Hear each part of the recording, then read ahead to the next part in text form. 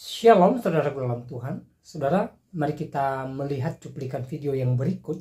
Sebelum kita lanjut, dan pastikan tekan tombol like, tombol subscribe, dan share video ini supaya menjadi berkat bagi banyak orang. Ya, shalom saudara-saudara. Sebagaimana saudara semua ketahui bahwa beberapa hari yang lalu kan ada perdebatan antara saya dengan Ustadz Kainama atau yang dikenal sebagai atau sering disebut Bangke. Nah, dan di dalam perdebatan itu terlihat bahwa Ustadz Kainama ini ya mau bagaimana lagi dibilang begitu ngawur, ya tidak ada apa-apa yang dapat dia andalkan sebagai argumentasi dia. Ya, tapi syukurnya adalah bahwa walaupun perdebatan dengan Kainama itu jauh dari harapan dan begitu cepat selesai, tapi ada acara tanya jawab di mana saya beroleh kesempatan untuk menjawab pertanyaan para penanya Muslim sekaligus beritakan Injil kepada mereka, dan secara khusus itu saya beritakan Injil kepada Kainama. Dan itu sebenarnya tujuan saya. Dalam banyak perdebatan saya seringkali memanfaatkan perdebatan itu beritakan Injil, dan khusus Kainama kemarin karena dia seorang mualaf, jadi saya memberikan tawaran kepada dia supaya dia kembalilah untuk percaya kepada Yesus sebagai juru selamat dan Tuhan kalau dia mau diselamatkan. Nah, rupanya tawaran saya semacam itu tuh menjengkelkan mungkin banyak orang ya, banyak orang Islam ya. Ada seorang ibu, termasuk seorang ibu namanya apa ya, Bu Eti mungkin ya. Dan Ibu Eti ini akhirnya dia WA saya untuk menyampaikan kejengkelannya sepertinya begitu ya. Dan ya saya mau bahas, saya mau ajak saudara lihat WA dia sambil saya berikan komentar ringan-ringan aja ya. Nah, ini WA dia ini ya. Dia mulai dengan Bapak Esra Soro yang kami hormati. Jadi kelihatannya dia menghargai saya. Ya, dia menghormati saya. Dari lubuk hati yang dalam kami segenap kaum muslim di Indonesia. Wow, kami segenap kaum muslim di Indonesia. Dia WA saya, mewakili kaum muslim di Indonesia. Apa kapasitas dia? Ya, sehingga bisa mewakili kaum muslim di Indonesia. Ya, menghimbau kepada Anda, jangan Anda memaksa seorang untuk pindah dan murtad ke agama Anda. Menghimbau ya kepada Anda, jangan Anda memaksa seorang pindah. Kapan saya memaksa? Yang saya lakukan adalah saya beritakan Injil tentang Yesus yang mati dan bangkit, lalu memberikan tantangan atau pilihan kepada mereka, termasuk kepada Kainama dan juga mualaf-mualaf yang lain. Ya, bahkan saya secara eksplisit mengatakan ini bukan paksaan, Injil bukan paksaan, ini tawaran. Mau terima ya silakan, tidak juga ya tidak apa-apa, nggak ada yang rugi selain diri mereka sendiri. Jadi ini sama sekali nggak ada pemaksaan, Ibu. Ya, dan murtad ke agama Anda. Ya, menurut Anda kalau dia balik Kristen murtad, tapi bagi kami itu bertobat. Nah, kalau ada Kristen yang jadi mualaf, yang menurut kami dari sudut pandang kami ya dia murtad itu. Ya, jadi Kainama itu dari sudut pandang kami sudah murtad, makanya sekarang mau dikembalikan dari kemurtadannya. Hati-hati perkataan Anda ini yang telah beraninya mengajak Ustadz Kainama untuk kembali ke agama lamanya Kristen. Ini pertama saja Anda sudah tadi dibilang saya memaksa. Nah, sekarang mengajak. Mengajak atau memaksa? Apakah mengajak adalah pemaksaan?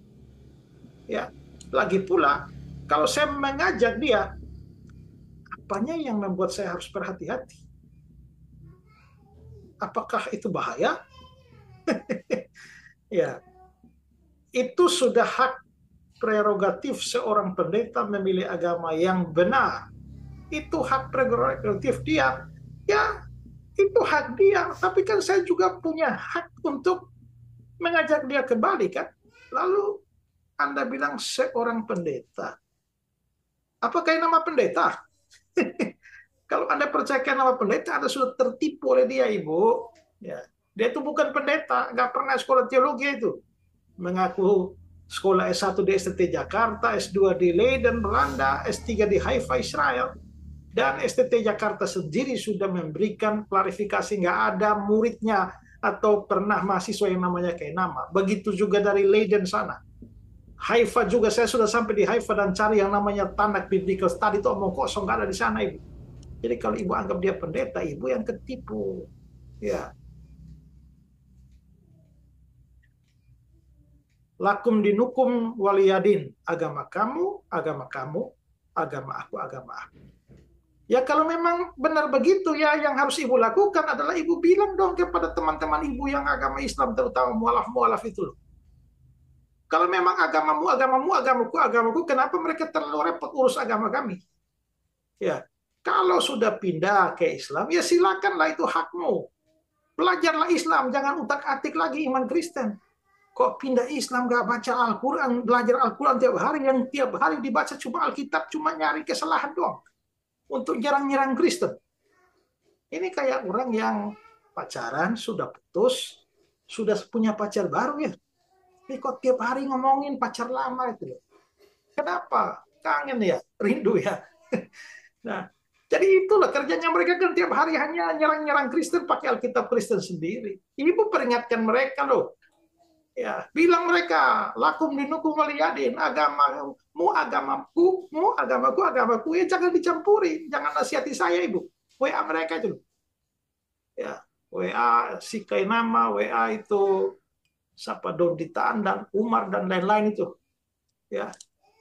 Sempat sekali lagi ucapan Anda mempengaruhi umat muslim di Indonesia ini. Wow. Apakah ucapan saya bisa mempengaruhi umat muslim di Indonesia? Umat muslim mana yang saya pengaruhi, Bu? Ya. Se-Indonesia, kalau itu terjadi luar biasa, pengaruh saya luar biasa itu ya. Bisa mempengaruhi umat Islam di Indonesia. Ibunya ada-ada saja. Untuk memeluk agama Anda. Kami di daerah tidak segan-segan mencari Anda. Wow, cari saya untuk apa, Ibu? Cari saya untuk apa?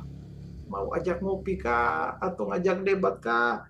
Atau mau bunuh saya kah? Atau bagaimana? Wah, ini kayak bernada-nada ancaman ini ya. Ibu, saya bisa tampilkan nomor Ibu di sini ya, dengan foto Ibu sekalian ya. Tapi saya simpan WA Ibu ini ya. Kalau ada apa-apa dengan saya, ini bisa saya pakai nih ya. Karena sudah ada indikasi awal ini mau mencari saya ini. Ibu. Kalau Anda ingin diakui pengikut Yesus atau Nabi Isa Al-Masih, lebih baik Anda bersyahadat Islam. Wah, Anda itu kalau mau menawar saya, Anda harus punya sesuatu yang lebih baik dari kekristenan. Kekristenan itu punya keyakinan, keselamatan, punya juru selamat, punya penebus orang berdosa seperti saya. Nah, kalau Anda mau menawarkan agama Anda pada saya, pastikanlah bahwa agama Anda lebih baik dari saya. Apakah agama Anda bisa memberikan kepastian keselamatan kepada saya? Haruskah saya membuang kepastian yang ada pada saya di dalam kekristenan ini, lalu menggantinya dengan mudah-mudahan kemungkinan besar? Semoga, insya Allah. Ibu, kalau Ibu saja belum pasti dengan keselamatan Ibu, jangan tawarkan sesuatu yang tidak pasti kepada saya. Saya menawarkan wajar karena saya punya kepastiannya. Ya, carilah agama yang paling benar. Lah, Ibu kira agama Ibu paling benar? Karena seluruh kitab para nabi mulai dari Taurat, Zabur, Injil diturunkan kepada Nabi Isa Al-Masih, menerangkan akan datang nabi di akhir zaman yang bernama Muhammad SAW. Wow. Nah, Ibu tahu dari mana? Ya, tidak ada di dalam Taurat, Mazmur, Injil itu tentang Nabi Muhammad. Kalian saja yang suka-suka mencari-cari, nggak tahu kenapa. Ya, suka membaca Alkitab kami lalu memaksa-maksakan Nabi kalian masuk dalam Alkitab kami loh. Ayat-ayat Alkitab kami diperkosa dan dipaksa untuk menyisipkan Nabimu masuk ke dalam Alkitab kami. Kalian nggak malu kah? Ya. Bahkan ada lagi yang begitu tololnya menggunakan Kidung Agung 5 ayat 16. Hanya karena di sana ada kata Mahmadim, ditarik, diulur, diurai sedemikian sampai Mahmadim menjadi Muhammad, lalu Ahmad, lalu Muhammad, lalu berkesimpulan bahwa Nabi kalian ada di dalam kitab Kidung Agung 5 ayat 16. Saya pikir-pikir lucu ya. Sekian lama kalian suka mengolok-olok kitab Kidung Agung sebagai kitab porno. Kok sekarang nggak mau mencari Nabi kalian di dalam kitab porno itu? Ya, ada banyak baingau yang model kayak begitu, yang mualaf-mualaf tidak jelas, otak sepotong itu. Belajar Alkitab tidak benar, sampai jadi mualaf, lalu mulai memaksa-maksa Nabi kalian masuk ke dalam Alkitab kami. Itu kayak si siapa itu juga itu. Siapa itu yang kemarin bertanya itu waktu acara debat terakhir yang bilang Maria Magdalena, Ibu Yesus tuh. Bilang bahwa Anisa ada di dalam Injil Yohanes. Surat Anisa itu tentang Yesus tidak mati itu loh. Ada di dalam Injil Yohanes. Lucu amat itu loh. Kok suka sekali mencari pembenaran agama kalian di dalam kitab suci kami? Ya. Jadi omong kosong, ada nabimu di dalam Alkitab kami. Ya.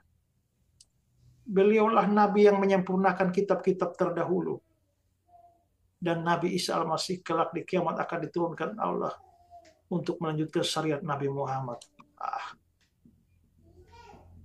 Bersetan dengan omongan teori omong kosong Anda ini. Membunuh Dajjal, Yajuj, Majus, dan orang kafir.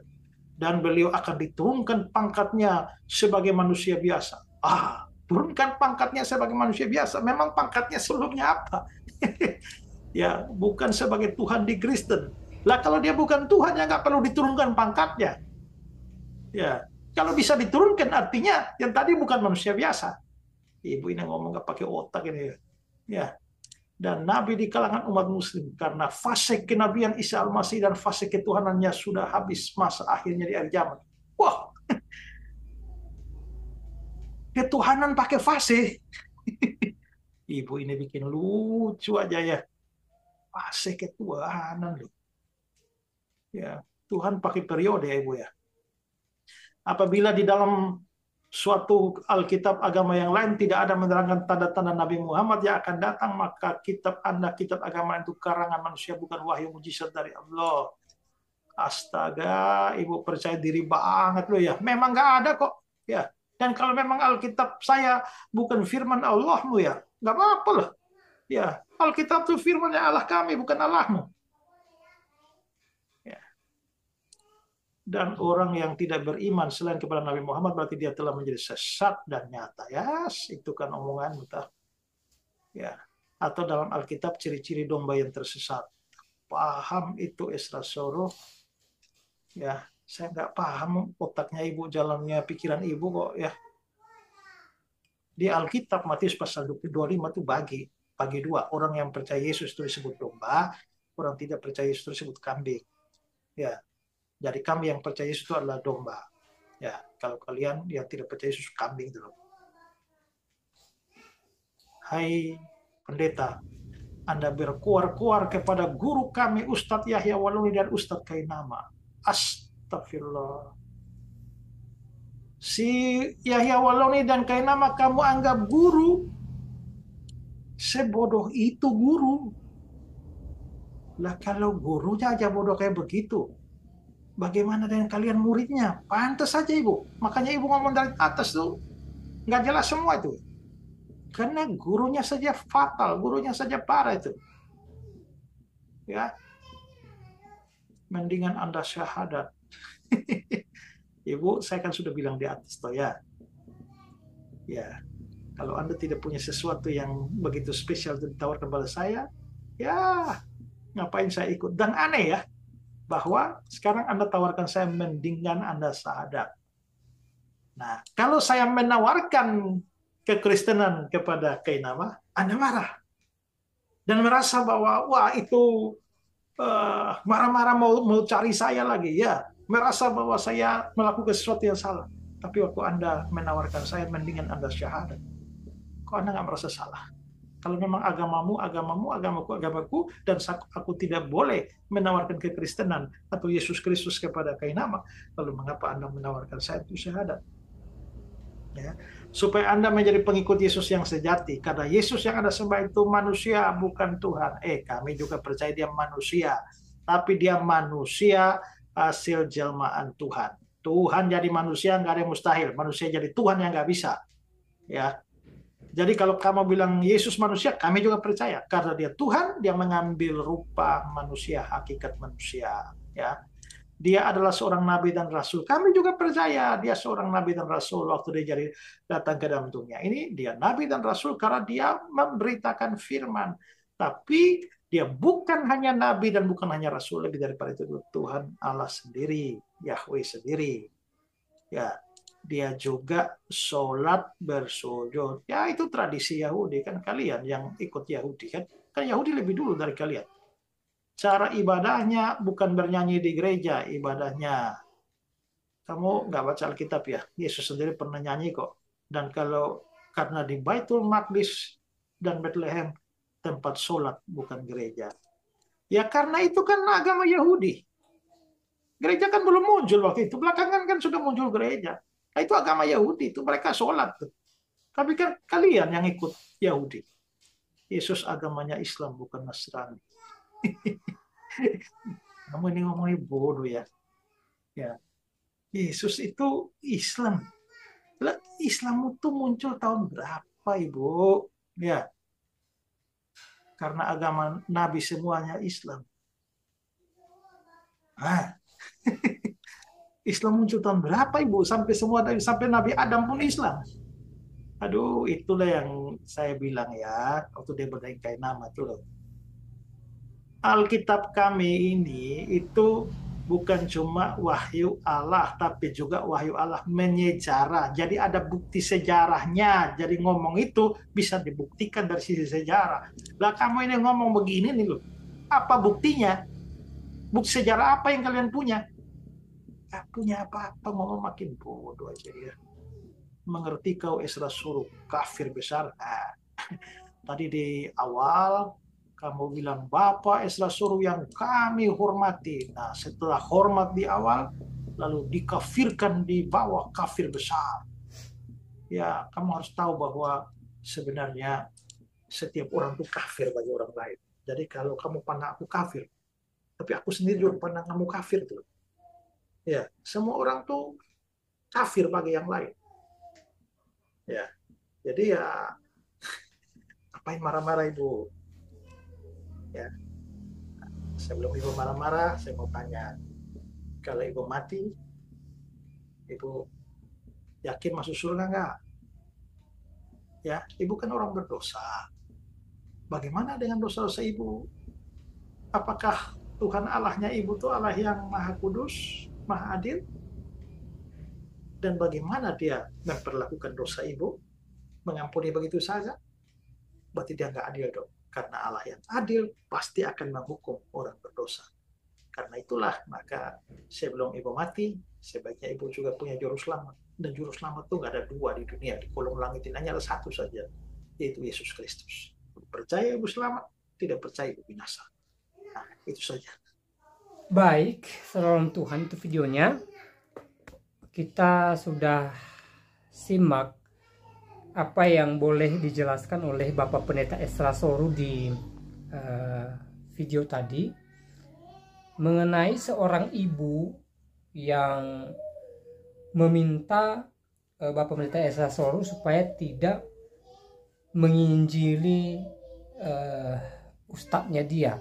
Mungkin yang dia maksud itu Kainama, karena dalam ruang debat kemarin Bapak Pendeta Esra Soru minta Kainama ya, supaya balik kepada Yesus. Itu pun kalau mau, kalau tidak itu tidak paksaan juga.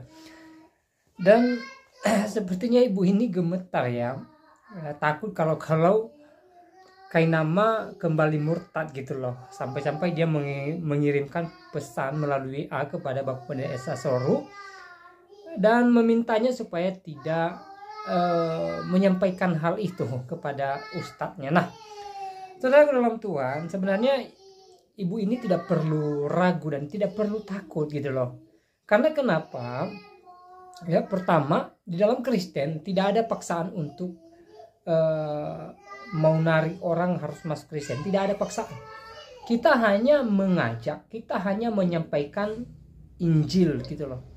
Lalu kalaupun dia mau ya silahkan, kalau tidak ya silahkan juga. Ya. Misalnya kemarin dalam ruang debat ya, Pendeta Esra Soru minta atau mengajak Kainama supaya kembali kepada Yesus Kristus. Nah itu kan hanya ajakan. Kalau mau silahkan, kalau tidak silahkan juga. Tidak ada paksaan gitu loh. Karena Kristen tidak memaksa orang harus masuk Kristen, tidak. Itu hal yang pertama. Dan kedua, ya, soal orang percaya Yesus, ya, pendeta, hamba Tuhan, penginjil, orang-orang gereja hanya alatnya Tuhan, hanya hamba Tuhan.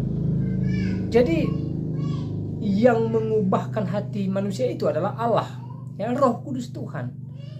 Jadi kalau kemudian ada orang non Kristen lalu percaya Yesus, saya katakan itu bukan semata-mata karena penginjilan, itu bukan semata-mata karena hamba Tuhan, para pendeta, para pelayan. Memang ada kaitannya, ada ngaruhnya. Tetapi hal yang utama adalah Tuhan yang memilih dia menjadi seorang Kristen. Karena Yesus sendiri mengatakan bahwa bukan kamu yang memilih aku, tetapi akulah yang memilih kamu. Itu sangat jelas, saudara, dalam Tuhan.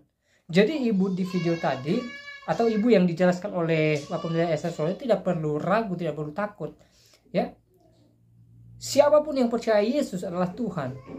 Karena dia mengalami jamahan Roh Kudus. Roh Kudus memperkenalkan Yesus dalam hidupnya. Ya.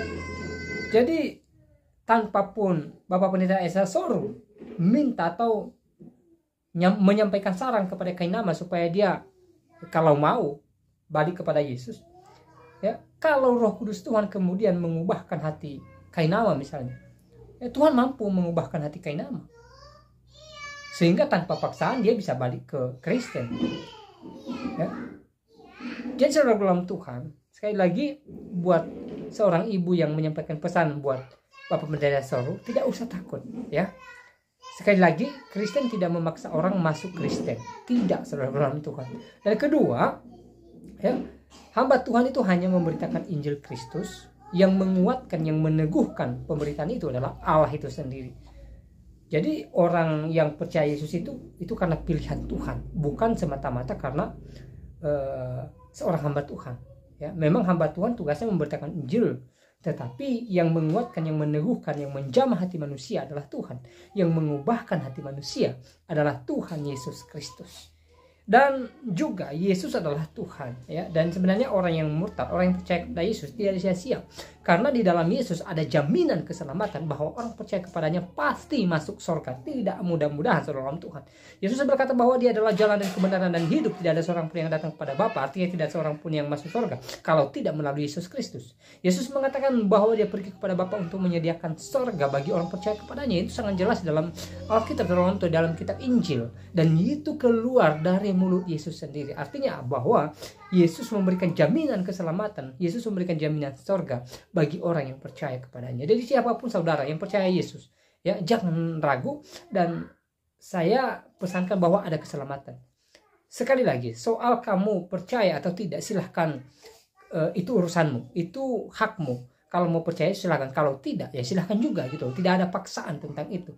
Tetapi ingat, ya, Yesus menjamin keselamatan bagi orang percaya kepadanya, bahwa orang yang percaya kepadanya pasti masuk surga. Sudah pasti, saudara dalam Tuhan. Hal yang seperti adalah percaya sebagai Tuhan dan taat akan firman-Nya sebagai wujud atau buah dari keselamatan itu sendiri. Dan saudara dalam Tuhan, semoga video singkat ini memberkati kita dan Tuhan Yesus memberkati kita. Shalom.